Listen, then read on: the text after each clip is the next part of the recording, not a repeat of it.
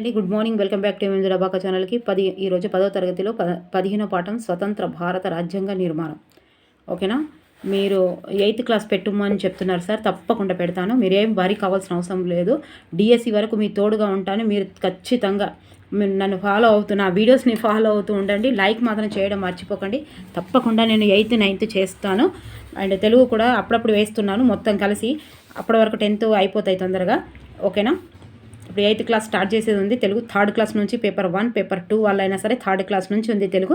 7th class వరకు అయిపోయింది. ఇప్పుడు 8th క్లాస్ స్టార్ట్ చేయాలి. ఇగో ఇది 15వ పాఠము.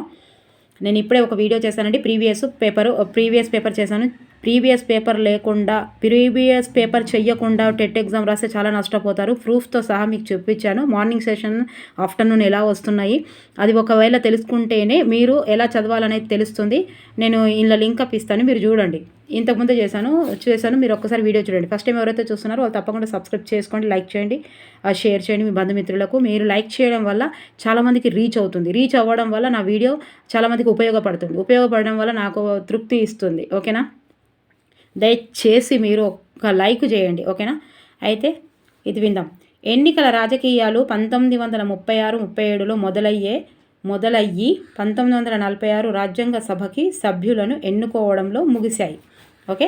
ప్రధాన రాజకీయ శక్తిగా ఉన్న కాంగ్రెస్ అన్ని సామాజిక వర్గాలను కలుపుకొని ఐక్య భారత జాతి కోసం నిలబడింది. అయితే మార్నింగ్ సెషన్ ఎట్లా ఇచ్చిందంటే ఒక టాపిక్ ఐనో ఆవరణము, స్టాటో ఆవరణం ఉన్నాయి. ఆ ఆవరణాలు మార్నింగ్ ఎలా ఇచ్చాడో ఆఫ్టర్నూన్ వేరే విధంగా ఇచ్చాడు. కాకపోతే ఆ టాపిక్ నుంచి మాత్రం వచ్చింది. మీరు ప్రీవియస్ పేపర్ చేయకుండా వెళ్తే ఏమవుతుందంటే ఎక్కడి నుండి ఇస్తున్నారు, ఏ విధంగా ఇస్తున్నాడు, ఒక అవగాహన మీదకి వస్తారు. మనకు ఆన్లైన్ ఎగ్జామ్స్ కాబట్టి మనకు ఏ రోజు జరుగుతుందో తెలియదు కాబట్టి తప్పకుండా మనం చదువుకునేటప్పుడు వజ్రోత్సవాలు ఉన్నాయి, ప్రతిదీ వజ్రోత్సవాల మీద ఒకటి ఇస్తున్నాడు క్వశ్చన్. ఇప్పుడు ఇంకా రాష్ట్ర భద్రత వజ్రోత్సవాలు ఉన్నాయి, ఇంకా చాలా ఉన్నాయి. అవి వచ్చినప్పుడు అరే ఇది వస్తుందేమో అని ఒక 30 చదువుతాం మనం. ఇంకేం లేదు. మీరు విన్ కావాలంటే కథం ప్రయత్నం పదే అభ్యాసనం చేయాలి. పదే అభ్యాసనం. ప్రాక్టీస్ చేయకుండా వెళ్ళొద్దు. నావే అని కాదు, ఎవరి అయినా సరే ప్రాక్టీస్ చేసి తప్పకుండా ప్రాక్టీస్ చేయాలి. చేస్తేనే అది 120 మార్కులు రావడానికి అవకాశం, 130 అవకాశం ఉంటుంది. 100 మీద ఇన్ని టార్గెట్ పెట్టుకుంటే 100 మీద వస్తాయి. ఓకేనా? తప్పకుండా మీరు చూడండి. నేను లింక్ అప్స్ ఇస్తున్నాను. అన్ని మెథడ్స్ కలిపి ఒకజాలు వేస్తా, ఒక వీడియో చేస్తా. ఒక గంట అయినా సరే మొత్తం మెథడ్ అయితే వస్తుంది. వీడియోస్ మాత్రం ఫాలో అవ్వండి. హిందూ మహాసభ ముస్లిం లీగుకు ఎన్నికలలో పోటీ చేసే మత భావనలే రాజకీయంగా సిద్ధాంతంగా ప్రచారం చేశాయి. బ్రిటిష్ పాలకులు వ్యతిరేకంగా కమ్యూనిస్టు పార్టీ నాయకత్వంలో రైతాంగ జాతీయత 3వ స్రవంతిగా ఎదిగింది. 3వ స్రవంతి ఇది కూడా వచ్చింది. బ్రిటిష్ పాలకులకు వ్యతిరేకంగా కమ్యూనిస్టు పార్టీ నాయకత్వంలో రైతాంగ జాతీయత 3వ స్రవంతిగా ఎదిగింది. తమిళ దేశంలో రామస్వామి నాయకర్ ఆత్మ గౌరవ ఉద్యమంని నడిపించాడు. ఎవరు? రామస్వామి నాయకర్. ఇట్లాంటివన్నీ మీకు మ్యాథ్స్ ఫాలోయింగ్లో ఇచ్చే అవకాశం ఉంది. రైతాంగ జాతీయత, 3వ స్రవంతి, రామస్వామి నాయకర్ ఆత్మగౌరవ ఉద్యమం. ఇట్లా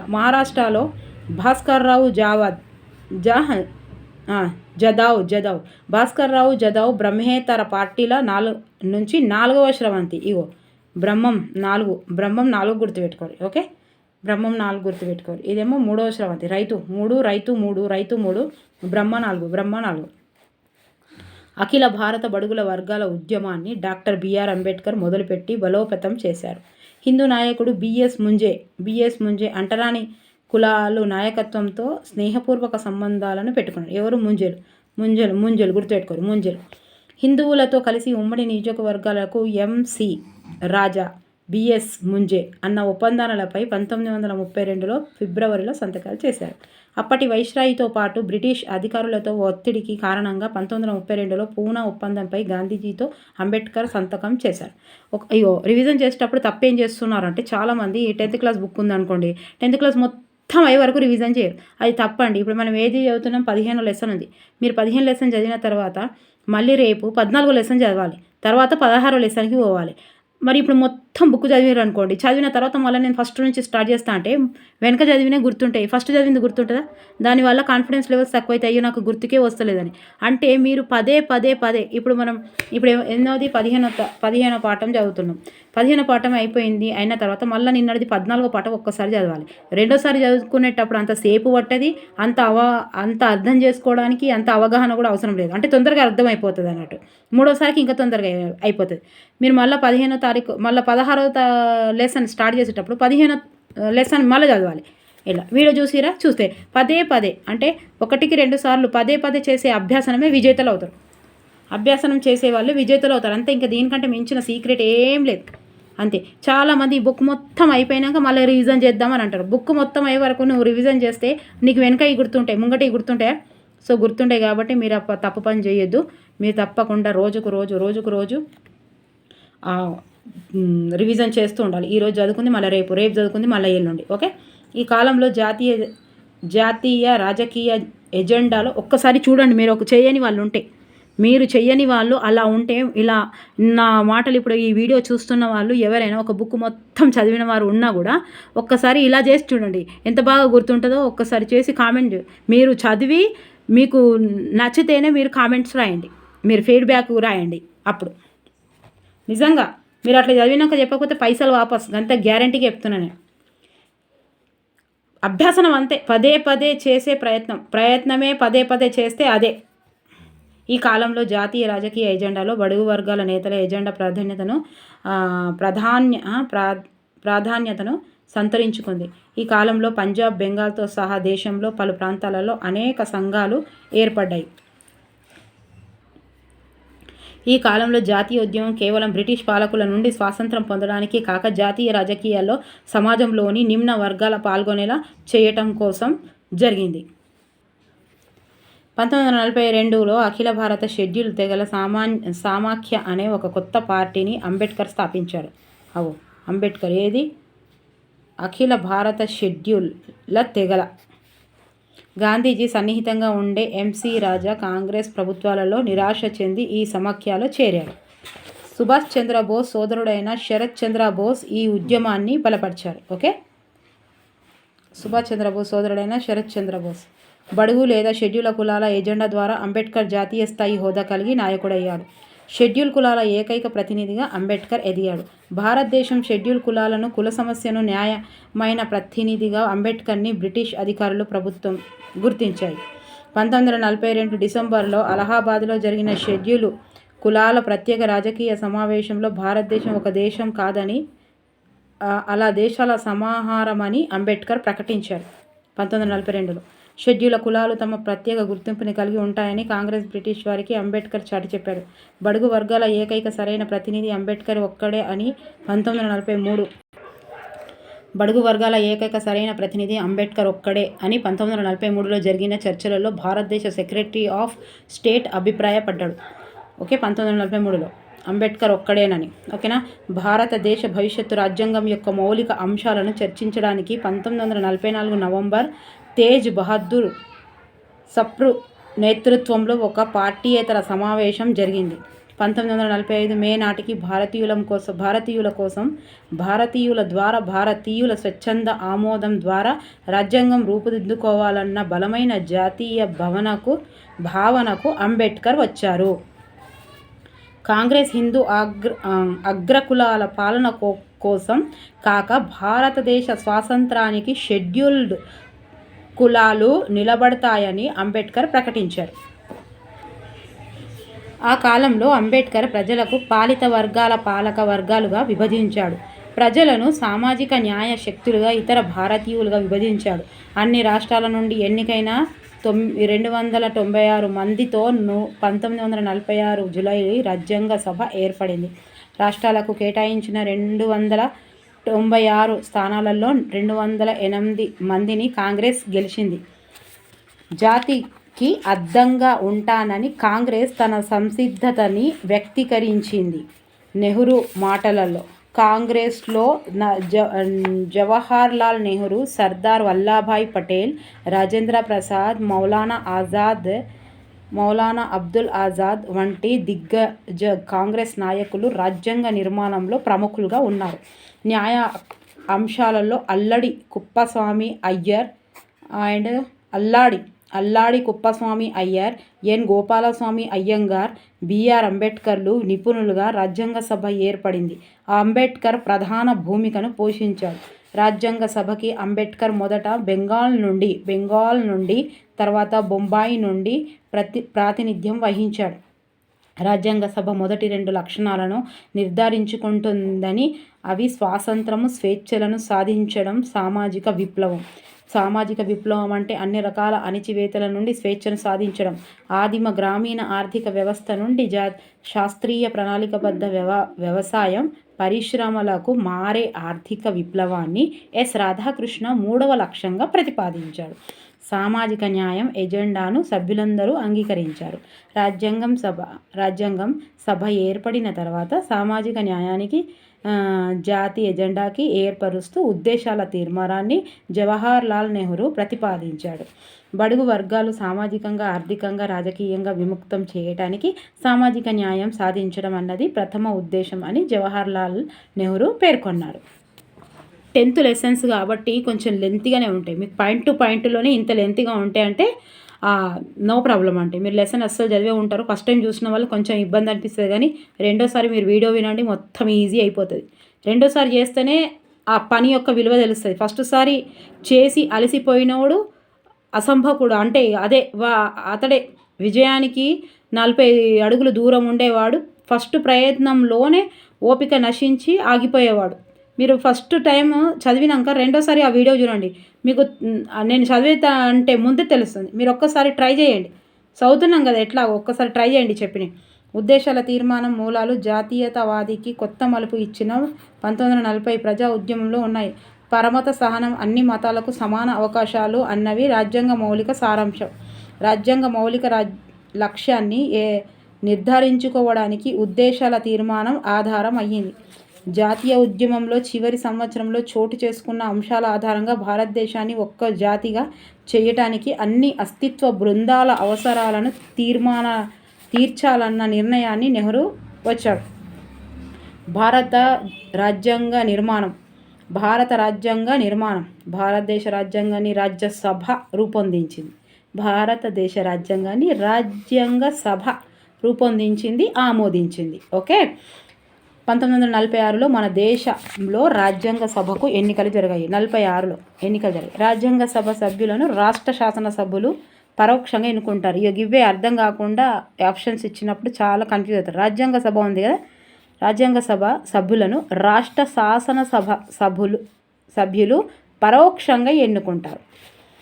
1946లో ఏర్పాటైన క్యాబినెట్ మిషన్ ప్రతి రాష్ట్రానికి, ప్రతి సంస్థానానికి లేదా కొన్ని సంస్థానాలతో కూడిన బృందానికి కొన్ని సంస్థానాలను కేటాయించింది. ఈ ప్రకారం బ్రిటిష్ ప్రత్యక్ష పాలనలోని రాష్ట్రాలు 292 సభ్యులను ఎన్నుకోగా అన్ని సంస్థానాలు కలిసి 93 సభ్యులను ఎన్నుకున్నాయి. రాజ్యాంగ సభలో షెడ్యూల్ కులాలకు చెందిన 26 మంది సభ్యులు ఉండేలా చూశారు. సో రాజ్యాంగ సభలో 9 మంది మహిళలు మాత్రమే ఉన్నారు. దీంట్లో 69% సీట్లతో భారత జాతీయ కాంగ్రెస్ అతిపెద్ద పార్టీ కాగా ఆ తర్వాత స్థానంలో ముస్లిం లీగు ఉంది. మొదట్లో బ్రిటిష్ ఇండియాకి చెందిన అన్ని ప్రాంతాల సభ్యులు రాజ్యాంగ సభలో ఉన్నారు. అయితే 1947 ఆగస్టు 14న పాకిస్తాన్ భారతదేశంగా దేశ విభజన జరగడంతో పాకిస్తాన్కి చెందిన సభ్యులు పాకిస్తాన్ రాజ్యాంగ సభగా ఏర్పడ్డారు. ఈ కాలంలో జనాభాలో 10% ప్రజలకే రాష్ట్ర శాసనసభ సభ్యులకు ఓటు వేసే హక్కు ఉండేది. 1946 డిసెంబర్ 13న రాజ్యాంగ సభలో జవహర్ లాల్ నెహ్రూ ఒక ముఖ్యమైన ప్రకటన చేశాడు. బిఆర్ అంబేద్కర్ నాయకత్వంలో ఒక ముసాయిదా సంఘం ఏర్పడింది. అన్ని దృష్టికోణాల్లో పరిగణనలోకి తీసుకొని అంతమ ముసాయిదాను రూపొందించే బాధ్యత ఈ సంఘానికి అప్పగించారు. 1949 నవంబర్ 26న మన దేశం రాజ్యాంగాన్ని ఆమోదించింది. మన దేశ రాజ్యాంగం 1950 నవంబర్ 26 మొన్ననే జరుపుకున్నాం కదా 26. మన దేశ రాజ్యాంగం 1950 జనవరి 26 నుంచి అమల్లోకి వచ్చింది. సో భారతదేశ ప్రజలమైన మేము అన్న పదాలతో మన దేశ రాజ్యాంగం మొదలవుతుంది. భారతదేశ ప్రజలమైన మేము 1948లో రాజ్యాంగ సభ ముందు అంబేద్కర్ రాజ్యాంగ ముసాయిదాను ఉంచాడు. అతడి ఉపన్యాసంలోని కొంత భాగాన్ని భారతదేశ రాజ్యాంగ సభ ప్రొసీడింగ్స్ అన్న దాంట్లో నమోదు అయి ఉంది. 1948 నవంబర్ 4న గురువారం ముసాయిదా రాజ్యాంగం అంబేద్కర్ రాజ్యాంగ ప్రతిపాదనను చేశాడు.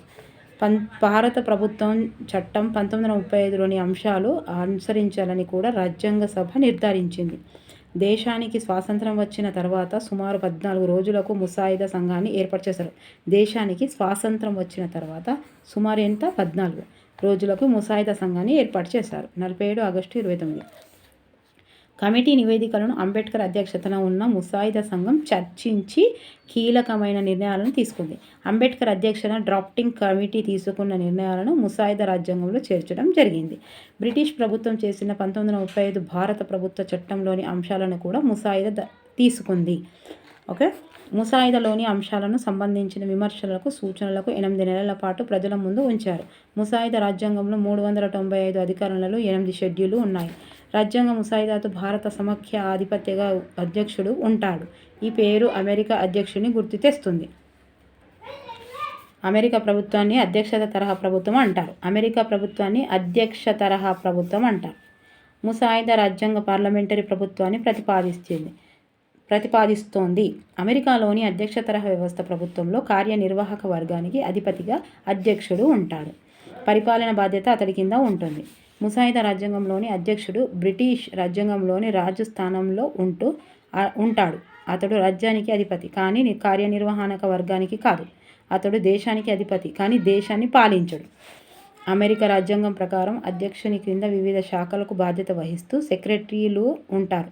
భారత సమాఖ్య అధ్యక్షుని కింద పరిపాలనలో వివిధ శాఖలకు బాధ్యత వహిస్తూ మంత్రులు ఉంటారు. సో భారత సమాఖ్య అధ్యక్షుడు సాధారణంగా తన మంత్రుల సలహాలను కట్టుబడి ఉంటాడు. భారత అధ్యక్షునికి ఇచ్చిన అధికారాలు అమెరికాకి చెందిన అధ్యక్షుడు కంటే ఇంగ్లాండ్కి చెందిన రాజు అధ్యక్షుడు దగ్గరగా ఉన్నాయి. అధ్యక్షుడి కంటే ఇంగ్లాండ్కి చెందిన రాజు అధికారాలకు దగ్గరగా ఉన్నాయి. భారత అధ్యక్షుడు తన మంత్రుల సలహాలను పాటించేలా రాజ్యాంగ సభ రూపొందించింది. చరిత్రలో ముఖ్యంగా 2 రకాల రాజ్యాంగ రూపాలు ఉన్నాయి.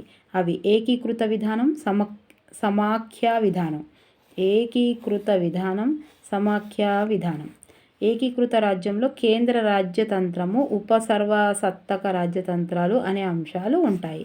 రాజ్యతంత్రం అంటే ప్రభుత్వము విధానం లేదా రాజకీయ నిర్మాణం. సమాఖ్య రాజ్యం అంటే ద్వంద్వ రాజ్యతంత్రాన్ని ఏర్పాటు చేయటం. ద్వంద్వ రాజ్యతంత్రం విధానం అమెరికా రాజ్యాంగాన్ని పోలి ఉంటుంది. ఓకే, ఇది కూడా ఇచ్చే అవకాశం. అమెరికా రాజతంత్రం కూడా ద్వంద్వ రాజ్యతంత్రమే. వీటిలో ఒక దానిని ఫెడరల్ ప్రభుత్వం అని, రెండవ దాన్నే రాష్ట్ర ప్రభుత్వం అని అంటారు. ప్రతిపాదిత భారత రాజ్యాంగం ఒకే పౌరసత్వంలో ఉండే ద్వంద్వ రాజ్యతంత్రం. మొత్తం భారతదేశానికి ఒకే పౌరసత్వం ఉంటుంది. నేను ఫోను కొంచెం పైకి లేపడం వల్ల ఒక్కొక్కసారి బుక్లో ఒక్కొక్కసారి ఇక్కడ చదువుతున్నా. నేను ఎలా చదివినా కొంచెం తడబడినా మీరు కరెక్ట్గానే కనిపిస్తుంది. ఒకసారి చూడండి. ఓకే, కొంచెం అడ్జస్ట్ కాండి. ఎందుకంటే కొంచెం అటు ఇటు తిప్పాలవుతుంది.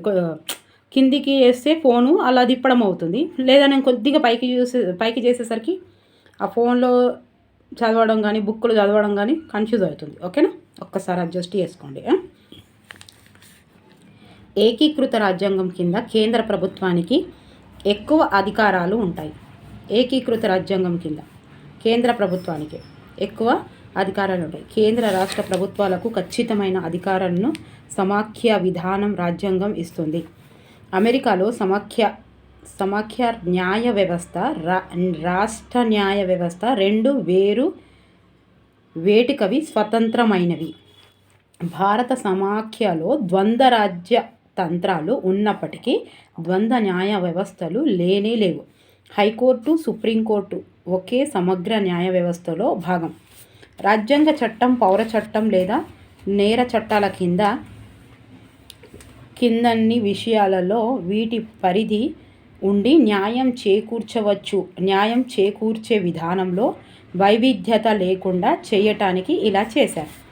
దీనికి కెనడా దేశం ఒక్కటే చాలా వరకు సమీప పోలిక కలిగి ఉంది. ఆస్ట్రేలియా యొక్క విధానం ఇది ఒక్కటే అనిపిస్తాయి, కానీ ఒకటి కావు.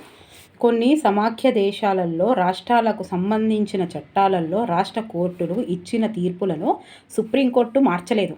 కానీ మన దేశంలో క్రింది కోర్టు ఏదైనా ఇచ్చిన తీర్పుపై సుప్రీంకోర్టు విచారణ చేపట్టి తీర్పు చెప్పవచ్చు. పౌర విచారణ స్మృతి, శిక్షా స్మృతి వంటి పౌర నేర చట్టాల స్మృతులు అండ్ సాక్ష్యాల చట్టం, ఆస్తి బదిలీ చట్టం, వివాహ వేడుకలు, వారసత్వ సంబంధించిన చట్టాలు, ఉభయ జాబితాలు చేర్చిన సమాఖ్య వ్యవస్థ దెబ్బతినకుండా ఈ చట్టాలను సారూప్యతను కాపాడారు. కేంద్ర జాబితాలోని అంశాలపై కేంద్రం మాత్రమే చట్టాలు చేయగలదు. రాష్ట్ర జాబితాలోని అంశాలపై రాష్ట్రం మాత్రమే చట్టాలు చేయగలదు. ఉభయ జాబితాలోని అంశాలపై రాష్ట్రాలు, కేంద్రాలు చట్టాలు వేయవచ్చు. ఓకే, ఇద్దరు కలిసి కేంద్రం, రాష్ట్రాలు. కేంద్రం చేసే చట్టానికి విరుద్ధంగా రాష్ట్రం చట్టం చేసే కేంద్రం చేసే చట్టానికి విరుద్ధంగా రాష్ట్రం చట్టం చేస్తే కేంద్రం చేసిన చట్టం మాత్రమే చెల్లుబాటు అవుతుంది. సమాఖ్య వ్యవస్థలో భాగంగా ఉండే ద్వంద్వ రాజ్యతంత్రాలలో అన్ని విషయాలలో ద్వంద్వ సేవల విధానాన్ని అవలంబించారు. రాష్ట్ర కేంద్ర ప్రభుత్వాల్లోని ముఖ్యమైన పదవులకు పబ్లిక్ సర్వీస్ కమిషన్ ద్వారా నియామం జరుగుతుంది. 10th క్లాస్ అన్నాక లెంతీగా ఉంటాయండి, చాలా లెంతీగా ఉంటాయి. 2 సార్లు చదివితే తప్పకుండా ఈజీగా అయిపోతుంది. లెంతీగా ఉన్నాయని భయపడదు. మౌలానా హస్రత్ మొహానీ వంటి వాళ్ళు రాజ్య ముసాయిదాను భారతదేశ 1935 చట్టానికి నకలు మాత్రమేనని ఆరోపించారు. దామోదర్ స్వరూప సేత్ వంటి సోషలిస్టు ఇటీవల కాలం నాటి రాజ్యాంగాల నుంచి ఏమీ తీసుకోలేదని భారతీయ నేపథ్యంలో కీలకమైన గ్రామాలకు విస్మరించారని విమర్శించాడు. సోవియట్ యూనియన్ నుంచి ముసాయిదా రాజ్యాంగం ఏమీ తీసుకోలేదని డిఎస్ సెత్ విమర్శించాడు.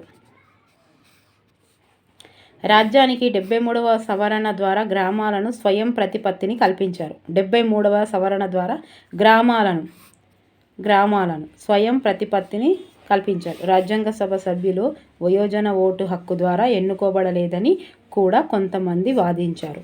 అంటరానితనాన్ని ఏ రూపంలోనైనా నిషేధిస్తున్నాము, దాని ఆధారంగా విధించే వివక్షత నేరం అవుతుంది అని శ్రీ ప్రమథ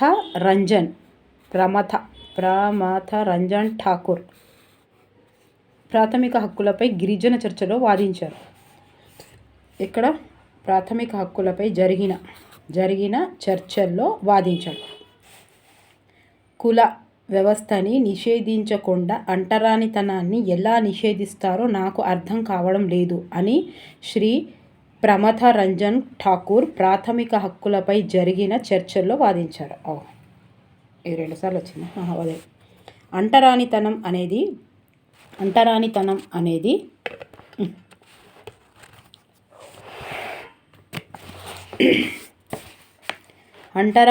అనేది కుల వ్యవస్థ అనే వ్యాధి యొక్క లక్షణం మాత్రమే. మనం కుల వ్యవస్థని సమానంగా నిర్మూలిస్తే తప్ప అంటరానితనానికి పై చికిత్సలు చేసి ప్రయోజనం లేదు అని శ్రీ ప్రమథ రంజన్ ఠాకూర్ ప్రాథమిక హక్కులపై జరిగిన చర్చల్లో వాదించారు. ఎన్నిసార్లు? ఇప్పటికే మనకు 3 సార్లు వచ్చింది చూడండి. ఇక్కడే అట్లా పదే అంతే అభ్యాసనం చేయడమే విజయం. అంటరానితనం అన్న పదానికి ముందు వివరణ ఇవ్వాలి. గత 25 సంవత్సరాలుగా ఈ పదాన్ని మనము ఉపయోగిస్తున్నాం. అయినా ఈనాటికి అది ఏమి సూచిస్తుందో తెలియని తీవ్ర గందరగోళంలో ఉన్నాం. హరిజనులకు గాంధీజీ వేరువేరు విధాలుగా వేరువేరు అర్థాలతో వేరువేరు సందర్భాలలో ఉపయోగించారు అని ఎస్.సి. బెనర్జీ ప్రాథమిక హక్కులపై జరిగిన చర్చలలో వాదించారు. ఎవరు? గాంధీజీ గురించి చెప్పిన వాటి గురించి. ఎవరు? ఎస్.సి. బెనర్జీ. మతం, కులం తేడా, చట్టబద్ధ జీవనోపాధి వివక్షత చూపే ఏ చర్యనైనా అంటరానితనం అంటారు అని శ్రీ రోహిణి కుమార్ చౌదరి పేర్కొన్నాడు.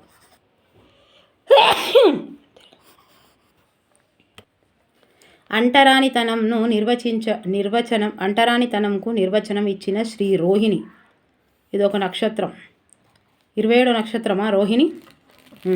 రోహిణి కుమార్ చౌదరి వ్యతిరేకించిన వ్యక్తి శ్రీ కేఎం మున్షి. పుట్టిన ఊరు, కులం లేదా లింగం ఆధారంగా చూపే వివక్షత కూడా అంటరానితనంగా పరిగణించబడుతున్నదని శ్రీ కే మున్షి పేర్కొన్నాడు.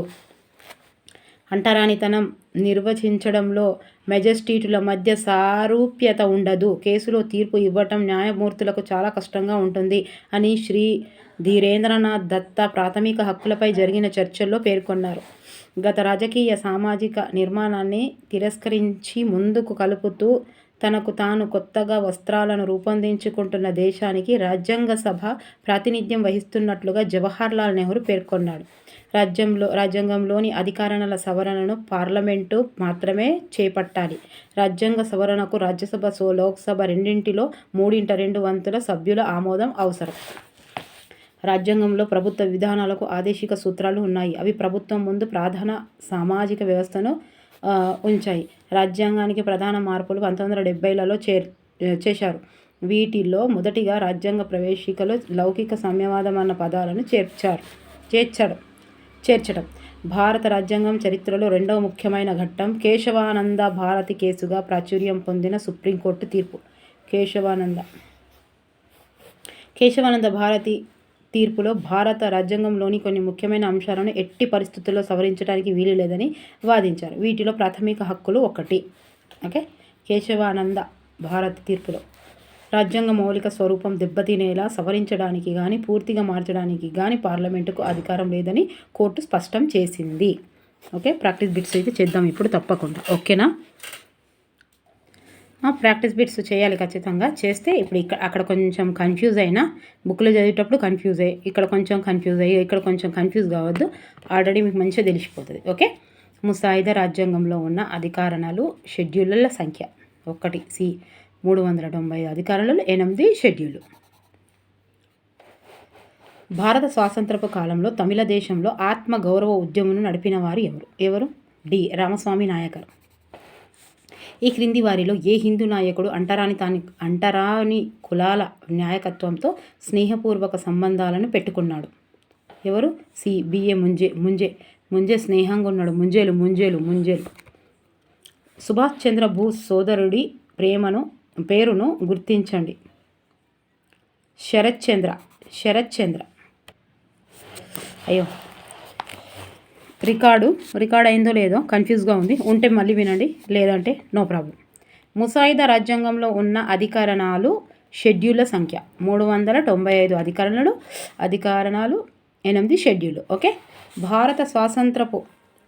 భారత స్వాతంత్రపు కాలంలో తమిళ దేశంలో ఆత్మ గౌరవ ఉద్యమంని నడిపిన వారు ఎవరు? రామస్వామి నాయకర్. క్రింది వారిలో ఏ హిందూ నాయకుడు అంటరానితాని కులాల నాయకులతో స్నేహపూర్వక సంబంధాలను పెట్టుకున్నాడు? బిఎస్ ముంజేలు గుర్తుపెట్టుకున్న సంబంధాలు. స్నేహపూర్వక సంబంధాలు ఎవరు? ముంజేలు. తర్వాత సుభాష్ చంద్రబోస్ సోదరుడి పేరును గుర్తించండి. శరత్ చంద్ర. బడుగు వర్గాల ఏకైక సరైన ప్రతినిధి అంబేద్కర్ ఒక్కడే అని ఏ సంవత్సరంలో జరిగిన చర్చలలో భారతదేశ సెక్రటరీ ఆఫ్ స్టేట్ అభిప్రాయపడ్డాడు? బి. 1943. అన్ని రాష్ట్రాల నుండి ఎన్నికైన 296 మందితో ఎప్పుడు రాజ్యాంగ సభ ఏర్పడింది? బి. 1946 జూలైలో. రాష్ట్రాలకు కేటాయించిన 296 స్థానాలలో ఎన్ని స్థానాలను కాంగ్రెస్ గెలిచింది? సి. 208. రాజ్యాంగం సభ ఏర్పడిన తర్వాత సామాజిక న్యాయానికి జాతీయ ఎజెండాను ఏర్పరుస్తూ ఉద్దేశాల తీర్మానాన్ని ప్రతిపాదించిన వారు ఎవరు? బి. నెహ్రూ. ఉద్దేశాల తీర్మానం మూలాలు జాతీయవాదాన్ని కొత్త మలుపు ఏ ప్రజా ఉద్యమంలో ఉన్నాయి? 9ది బి. 1940 ప్రజా ఉద్యమం. ఏ రోజున ముసాయిదా సంఘాన్ని ఏర్పాటు చేశారు? డి. 1947 ఆగస్టు 29. సోవియట్ యూనియన్ నుంచి ముసాయిదా రాజ్యాంగం ఏమీ తీసుకోలేదని ఎవరు విమర్శించారు? సోవియట్ యూనియన్ నుంచి ముసాయిదా రాజ్యాంగం ఏమీ తీసుకోలేదని ఎవరు విమర్శించారు? బి. డిఎస్ సేథ్. ఆన్సర్. లౌకిక సామ్యవాద పదాలను రాజ్యాంగంలో ఎక్కడ పొందుపరిచారు? సి ప్రవేశికలు. లౌకిక సామ్యవాదం, ఇగో ఇంపార్టెంట్, ఇందులో ప్రవేశికలు లౌకిక సామ్యవాదం పదాలను రాజ్యాంగంలో ఎక్కడ పొందుపరిచారు? ఎక్కడ? 12వది సి ప్రవేశికలు. అమెరికా అధ్యక్షుని కింద వివిధ శాఖలకు బాధ్యత వహిస్తూ వీరు ఉంటారు, సెక్రటరీలు. ముసాయిదా సంఘానికి అధ్యక్షత వహించింది ఎవరు? బిఆర్ అంబేద్కర్ గారు. స్వాతంత్ర కాలంలో జనాభాలో ఎంత శాతం ప్రజలకే రాష్ట్ర శాసనసభలకు ఓటు వేసే హక్కు ఉండేది? సి 10%. రాజ్యాంగ ముసాయిదాలో భారత సమాఖ్య అధిపతిగా ఎవరు ఉంటారు? బి అధ్యక్షుడు. అమెరికా ప్రభుత్వము ఈ విధమైన వ్యవస్థ కలిగిన ప్రభుత్వము. డి అధ్యక్ష తరహా. ముసాయిదాలోని అంశాలను సంబంధించిన విమర్శలను, సూచనలు కొరకు ఎన్ని నెలల పాటు ప్రజల ముందు ఉంచారు? డి 8 నెలలు. బ్రిటిష్ రాజ్యంలో బ్రిటన్ రాజు ఎవరు? 19వది బి వంశపారంపర్యం. స్వదేశీ సంస్థానాల నుండి రాజ్యాంగముకు ఎన్నికైన వారు ఎవరు? ఏ 93. భారత సమాఖ్య అధ్యక్షుని క్రింద పరిపాలనలో వివిధ శాఖలకు బాధ్యత వహించేవారు? డి మంత్రులు. రాజ్యాంగ సభకు ఎన్నికలు జరిగిన పద్ధతును గుర్తించండి. బి పరోక్ష ఎన్నికలు. అమెరికా రాజ్యతంత్రము క్రింది వాటిలో ఏది? ద్వంద్వ విధానం. సమాఖ్య వ్యవస్థ ఈ విధానాన్ని ఏర్పాటు చేస్తుంది. ఏ ద్వంద్వ ప్రభుత్వం. భారత రాజ్యాంగ సభకు ఎప్పుడు ఎన్నికలు జరిగాయి? బి 1946. అప్పటి వైస్రాయితో పాటు బ్రిటిష్ అధికారుల ఒత్తిడి కారణంగా 1932లో పూనా ఒప్పందంపై గాంధీజీతో పాటు ఎవరు సంతకం చేశారు? సి అంబేద్కర్ గారు. ఏక పౌరసత్వాన్ని కలిగి ఉన్న దేశం ఏది? చెప్పాలి తొందరగా. సి భారతదేశం. రాష్ట్ర కేంద్ర ప్రభుత్వాలలోని ముఖ్యమైన పదవులకు దీని ద్వారా నియామకం జరుగుతుంది. 28వది సి పబ్లిక్ సర్వీస్ కమిషన్. మతం, కులం లేదా చట్టబద్ధం జీవనోపాధి వివక్షత చూపే ఏ చర్యకైనా అంటరానితనం అంటారు అని ఎవరు పేర్కొన్నారు? బి ఎవరు? రోహిణి నక్షత్రం. శ్రీ రోహిణి కుమార్. పుట్టిన ఊరు, కులం లేదా లింగం ఆధారంగా చూపే వివక్షత కూడా అంటరానితనంగా పరిగణించబడుతుంది అని అన్నది. ఏకీకృత రాజ్యాంగంలోని ప్రధాన అంశం. సి పై 2. భారత రాజ్యాంగం ఈ పౌరసత్వాన్ని కల్పించింది. బి ఏక. అధ్యక్షుడు రాజ్యానికి అధిపతి కానీ దేనికి కాదు? సి కార్యనిర్వాహక వర్గానికి. అమెరికాలోని అధ్యక్ష వ్యవస్థ ప్రభుత్వంలో కార్యనిర్వాహక వర్గానికి అధిపతి. అధ్యక్షుడు. రాజ్యాంగ సభలో ఎంతమంది స్త్రీలు ఉన్నారు? ఏ 9 మంది. రాజ్యాంగ సభకు బ్రిటిష్ ప్రత్యేక పాలనలో రాష్ట్రాల నుండి ఇంతమంది సభ్యులు ఎన్నుకుంటారు. 6. మీకు అలా పాయింట్ టు పాయింట్ నచ్చకపోయినా సరే కంపల్సరీ ఈ ప్రాక్టీస్ బిట్స్ మాత్రం చేయండి. ఎంత బాగున్నాయి. 70-80 ఒక్కొక్క లెసన్కి 80 వరకు, 70 నుంచి 80 వరకు ప్రాక్టీస్ బిట్స్ ఉన్నాయంటే ఆ కంటెంట్ మళ్ళీ ఎంత రివిజన్ అవుతుంది. ఇప్పుడే చదివినామా మళ్ళీ ఇప్పుడే రివిజన్ అవుతుంది కదా. స్కూల్లో అయినా చెప్పిన మార్నింగ్ ఒక 10 నిమిషాలు, ఈవినింగ్ ఒక 10 నిమిషాలు, ఆఫ్టర్నూన్ లంచ్లో 1 గంట ఈ వీడియో పెట్టుకొని చూడండి. ఓకేనా? అంటరానితనాన్ని ఏ రూపంలోనైనా నిషేధిస్తాము, దాని ఆధారంగా విధించే వివక్షత నేరం అవుతుంది అన్నది. బి రంజన్ ఠాకూర్. భారత రాజ్యాంగాన్ని తయారు చేయడంలో దోహదం చేసిన చట్టం. డి 1935 భారత ప్రభుత్వ చట్టం. హరిజనులకు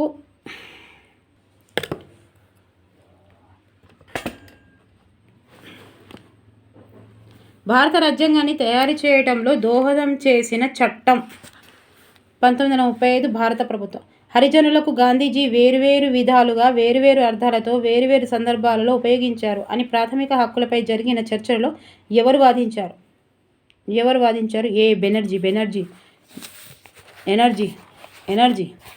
ఆయన ఇట్లా హరిజనులకు వేరువేరు, అన్నిటి వేరువేరు అని వస్తే ఎనర్జీ పెట్టుకోరు. ఎనర్జీ. రాజ్యాంగ సభలో షెడ్యూల్ కులాలకు చెందిన ఇంతమంది సభ్యులున్నారు. 45 బి 26. రాజ్యాంగానికి 8వ సవరణ ద్వారా గ్రామాలను స్వయం ప్రతిపత్తిని కల్పించారు. బి 73. ఏ రాష్ట్రంలో భాస్కర్ రావు జదావ్ బ్రహ్మేతర పార్టీల నుంచి 4వ స్రవంతిగా ఎదిగింది. ఈ బ్రహ్మేతర పార్టీల అని ఎట్లా గుర్తుపెట్టుకుంటే బ్రహ్మ నాలుగు చేతులు ఏమో ఉంటాయి కదా, చేతుల చక్రం ఏదో ఉంటుంది కదా. సో బ్రహ్మేతర అంటే 4వ స్రవంతిగా గుర్తుపెట్టుకోరు. బ్రహ్మనేతర. ఓకే, ఏదైనా ఒకటి గుర్తుపెట్టుకోరు. ఇక బ్రహ్మ వస్తే 4.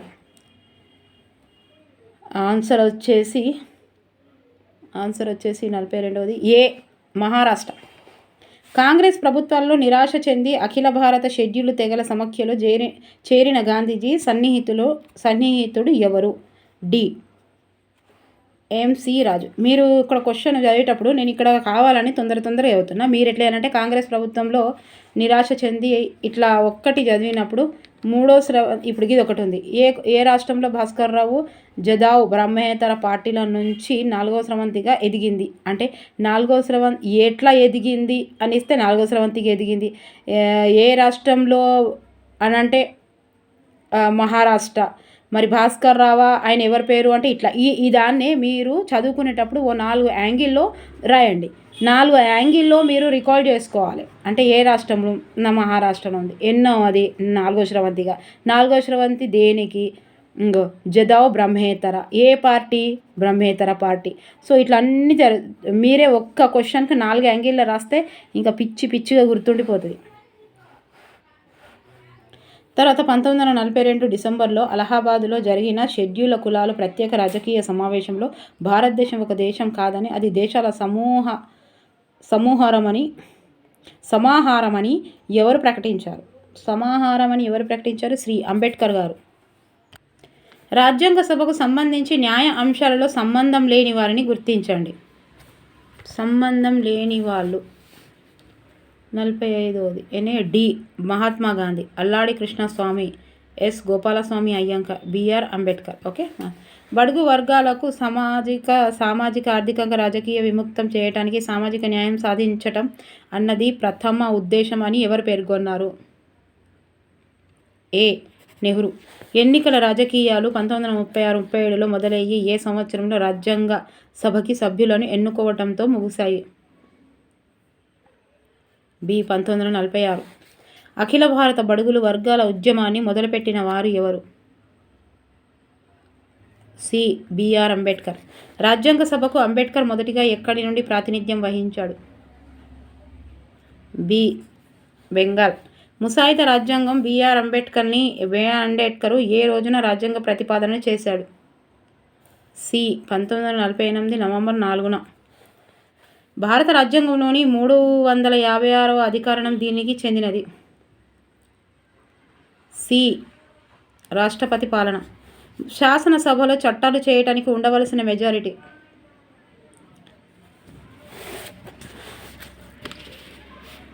డి, 5 అగో 3/2 వంతులలో పాటు రాష్ట్రాల విధాన సభలో మెజారిటీ. ఈ ఒకటోది ఏముంది?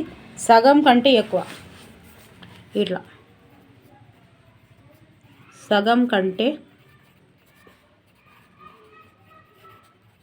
ఎక్కువ. Okay, answer is 5 D. భారతదేశ రాజ్యాంగాన్ని 1935 చట్టానికి నకలు మాత్రమేనని ఆరోపించింది ఎవరు?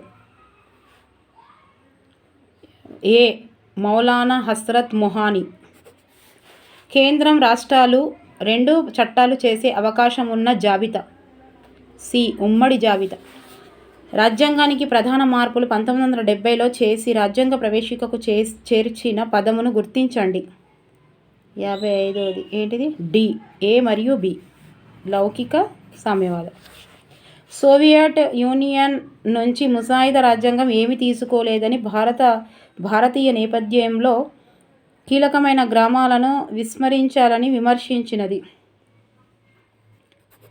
DS Seth. మన దేశంలో కేబినెట్ మిషన్ను ఏ సంవత్సరంలో ఏర్పాటు చేశారు? బి, 1946. భారతదేశానికి స్వాతంత్రం వచ్చిన తర్వాత సుమారు ఎన్ని రోజులకు ముసాయిదా సంఘాన్ని ఏర్పాటు చేశారు? సి, 14 రోజులకు. కుల వ్యవస్థని నిషేధించకుండా అంటరానితనాన్ని ఎలా నిషేధిస్తారో నాకు అర్థం కావడం లేదు అని ప్రాథమిక హక్కులపై జరిగిన చర్చలో ఎవరు వాదించారు?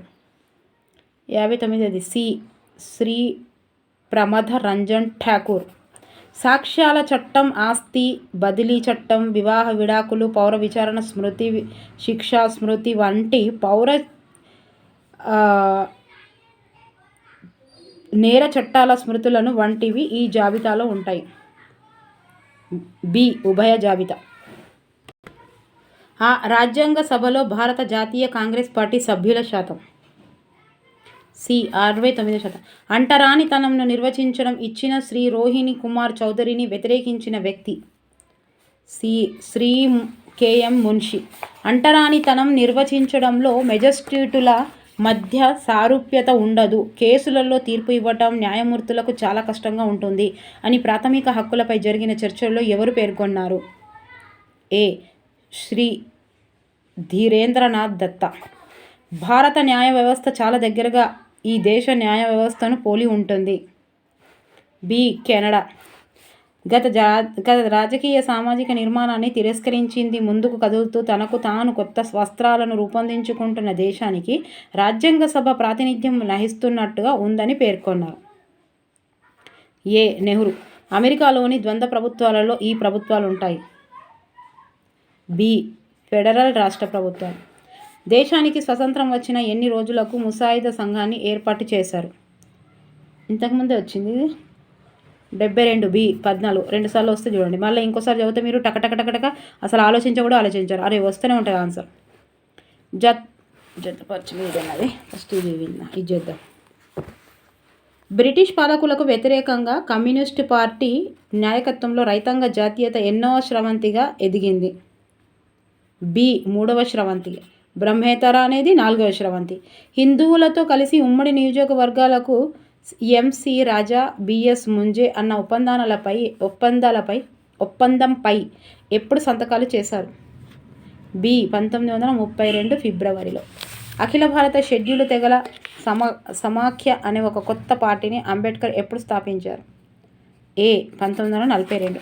భారతదేశ భవిష్యత్తు రాజ్యాంగం యొక్క మౌలిక అంశాలను చర్చించడానికి 1944 నవంబర్లో ఎవరి నేతృత్వంలో ఒక పార్టీయేతర సమావేశం జరిగింది? డి తేజ్ బహదూర్ సఫ్రు. ఆదిమ గ్రామీణ ఆర్థిక వ్యవస్థ నుంచి శాస్త్రీయ ప్రణాళికబద్ధ వ్యవసాయం పరిశ్రమలను మారే ఆర్థిక విప్లవాన్ని 3వ లక్ష్యంగా ప్రతిపాదించిన వ్యక్తి ఎవరు? A S Radhakrishna. 72వ ఏడుందబ్బా.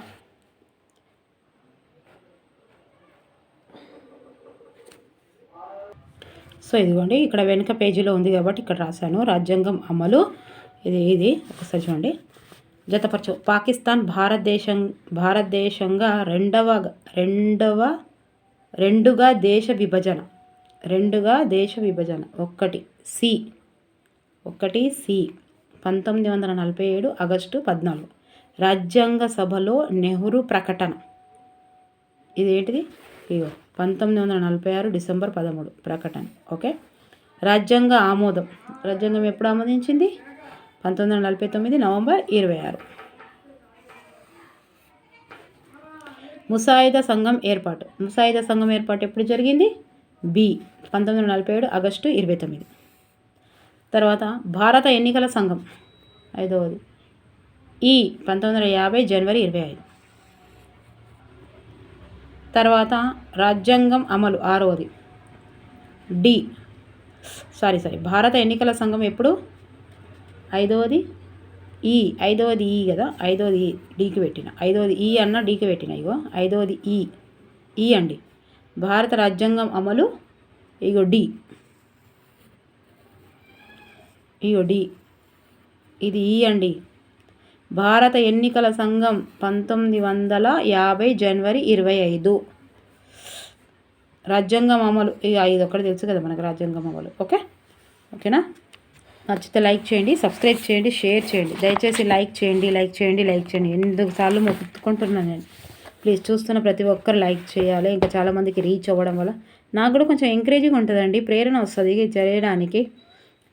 అయ్యో ఎంతమంది లైక్ చేస్తున్నారు, మంచి కామెంట్స్ రాస్తున్నారు అని ఇప్పటికైనా రాస్తున్న ప్రతి ఒక్కరికి పేరు పేరున నా మనస్ఫూర్తిగా ధన్యవాదాలు తెలియజేసుకుంటున్నా. ఓకేనా? ఇలాగే ఫాలో అవుతండి. మీ వెంట నేను ఉంటా, నా వెంట మీరు ఉండండి. ఓకే, ఎగ్జామ్స్ అయ్యే వరకు. కానీ 100 మాత్రం రావాలి. 100 పైన రావాలి. 100 పైన రావాలి. 10 సార్లు అనుకోవాలి. 100 పైన. Okay, thank you for watching. Bye, take care.